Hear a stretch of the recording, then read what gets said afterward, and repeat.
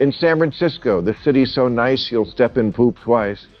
There's an area where homeless people were urinating and defecating, and it was starting to annoy the people breaking into cars.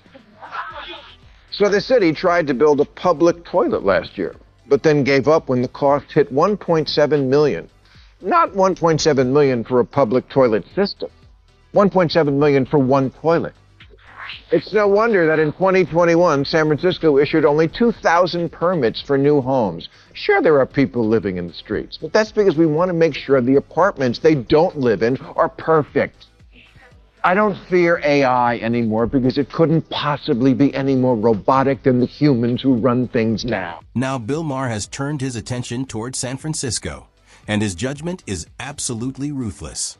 The fearless comedian went straight after Gavin Newsom and Mayor Daniel Lurie, accusing them of draining the life and charm out of the city. Maher's breakdown was sharp, brutal, and totally unfiltered.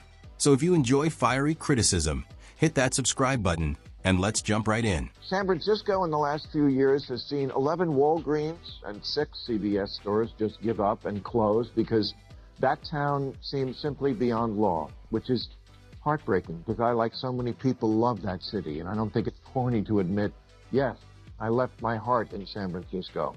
Also my wallet and iPhone. Maher doesn't hold back. He calls out a growing culture of lawlessness where people casually walk into stores, grab whatever they want, and stroll right back out. No fear, no consequences. This isn't just small theft anymore. It's become normal. He also highlights the endless car break-ins, describing streets full of parked cars with shattered windows, left ransacked like leftovers from a broken system. But the real outrage, Maher says, isn't just the crimes. It's the silence and inaction from leaders. When law and order fall apart, it sends a clear message. The city has stopped protecting the people who play by the rules. Bay Area citizens have been complaining in recent years about all the human feces in the streets, but now the streets are full of something else. They call it San Francisco snow. It's glass, piles and piles of shattered glass everywhere from car windows being smashed. It's so routine to have this happen to any parked car that people purposely leave the windows down and the glove compartment open so thieves can see there's nothing of value. Or they leave a note on the car politely assuring the thief that there's nothing worth stealing and please don't break the windows. Things have gotten so bad that Maher asks the obvious question. Why is this chaos so common in San Francisco and other major California cities? He doesn't dodge the answer. He points directly to state laws. Right now, stealing anything under $1,000 often barely counts as a crime and rarely brings serious punishment. Maher says this weak approach didn't just soften the law. It basically invited criminals in. Thieves know the limits, understand the loopholes, and take full advantage. The result is predictable. Theft becomes routine, enforcement becomes optional, and accountability disappears. When laws signal softness, Maher argues, they encourage bad behavior instead of stopping it. What is so disturbing here? It's not just that there's more crime and mayhem. It's the audacity of it all. Like there's no lines anymore that can't be crossed. Like don't walk on a stage during a live show. The boldness of these crimes might be the most shocking part. Maher says in San Francisco, the lines have completely vanished. People don't sneak around anymore. They don't hide. They don't even look nervous. They walk in confidently, as if they've been given permission. Enter a store, take what you want, walk out. Smash a car window, dig through it, move on. No rush, no fear, just open lawlessness. Maher explains that this attitude is learned. When consequences disappear, confidence in wrongdoing takes over. Businesses pull back, residents grow numb, and chaos starts to feel normal. The scariest part isn't the crime itself. It's how accepted it has become. The police still need reform, yes, but we can't just allow them to be hunted and targeted for assassination, as has happened over 100 times in 2021. I know there are big issues behind crime, like income inequality and racism that need to be addressed, but let's not get so wrapped up in becoming great again or building back better that we forget not to become El Salvador. Here, Maher makes a straightforward case for supporting the San Francisco Police Department. He argues that the city cannot restore order while tying officers' hands. For years, he says, police kept doing their jobs despite shrinking budgets and low morale.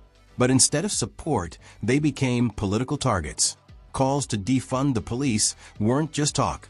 They led to budget cuts, staff shortages, and lighter enforcement. Officers were told, in effect, to step back and take fewer risks. Criminals noticed immediately and rushed into that empty space. Maher says you can't demand safety while weakening the people responsible for delivering it. The city tried to build a public toilet last year, but then gave up when the cost hit $1.7 million. Not $1.7 million for a public toilet system, $1.7 million for one toilet. And this wasn't some magic toilet that catches your phone when you drop. Maher then shifts to sanitation, and he spares no one.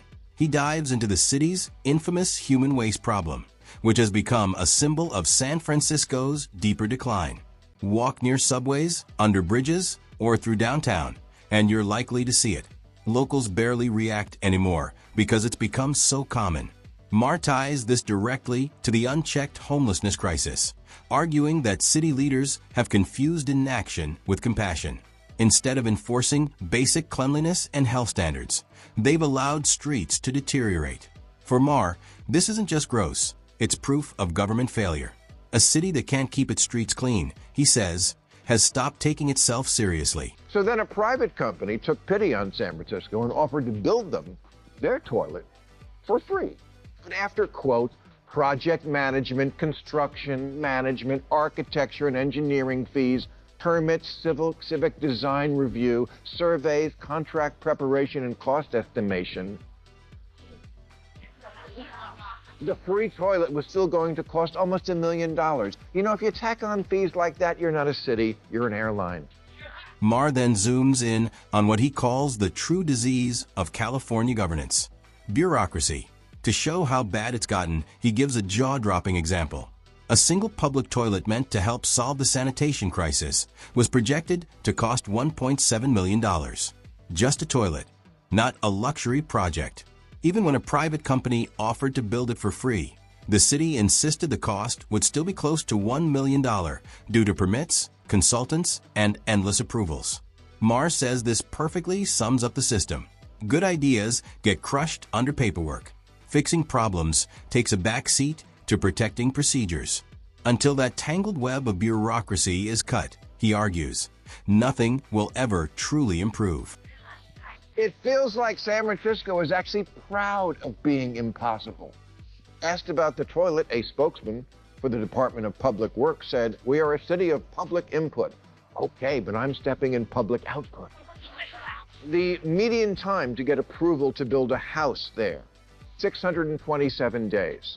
That's 217 days longer than it took to build the Empire State Building. You need 87 permits, 15 from the Planning Commission, 26 from the Public Utilities Commission and the Fire Department, 19 from building inspectors, 17 from Public Works, 10 related to public spaces, and 1 from a guy in a t-shirt that says Federal Inspector. Maher claims San Francisco has become nearly impossible to govern under its current leadership, from Gavin Newsom down to Mayor Daniel Lurie. He says they've built a system so tangled in rules and committees that progress crawls or stops entirely. Housing projects stall. Infrastructure repairs drag on. Even simple plans collapse under endless delays. For Maher, everything gets debated forever and fixed never. Meanwhile, streets get dirtier, crime becomes bolder, and costs skyrocket. His frustration isn't theoretical, it's real. When leaders prioritize ideology and optics over results, government stops working. In San Francisco, dysfunction has become the norm. It's no wonder that in 2021, San Francisco issued only 2,000 permits for new homes. Sure, there are people living in the streets, but that's because we want to make sure the apartments they don't live in are perfect. I don't fear AI anymore because it couldn't possibly be any more robotic than the humans who run things now. This is Maher's no-holds-barred takedown of Newsom and Lurie, accusing them of running California by rigid rulebooks instead of real-world thinking. He says they are trapped in fixed routines, unable to adapt or respond creatively to growing problems. Their unwillingness to change, he argues, has fueled San Francisco's slow decay. Crime, homelessness, and crumbling infrastructure pile up while leaders stay frozen. Instead of bold action, they hide behind committees, procedures, and tiny adjustments that barely matter. For Maher, this goes beyond simple mismanagement.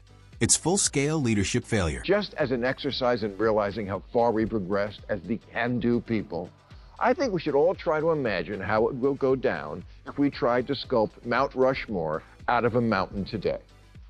First, we'd have to make the mountain handicap accessible, so we could hire handicapped people to work on the side of a mountain. Then there'd be a 10-year delay while we studied the effect of construction noise on the mating habits of woodchucks. Then another 10 years to obtain ethically sourced dynamite and find a sculptor who doesn't only work from home. In the end, Maher paints a bleak picture of San Francisco, a city once famous for beauty, innovation, and energy, now weighed down by crime, homelessness, and bureaucratic paralysis.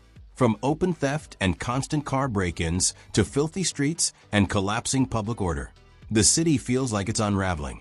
Maher places the blame squarely on leadership, calling out Newsom, Lurie, and others for being rigid, slow, and trapped by red tape. He warns that weakening police and burying solutions under regulations has only deepened the crisis. But his message isn't just doom. It's a wake-up call. The city can still be saved, he says, but only if leaders embrace common sense, restore law and order, and cut through the suffocating bureaucracy. And with that, we wrap up today's video. If you found it gripping, smash the like button and subscribe for more.